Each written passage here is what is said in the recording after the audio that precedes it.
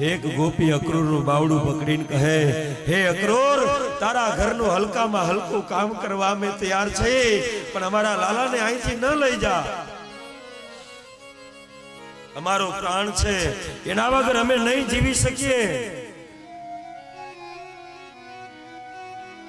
ભગવાન ને અક્રૂર કહે, મહારાજ, આ ગોપીઓ મને ગાળો આપે.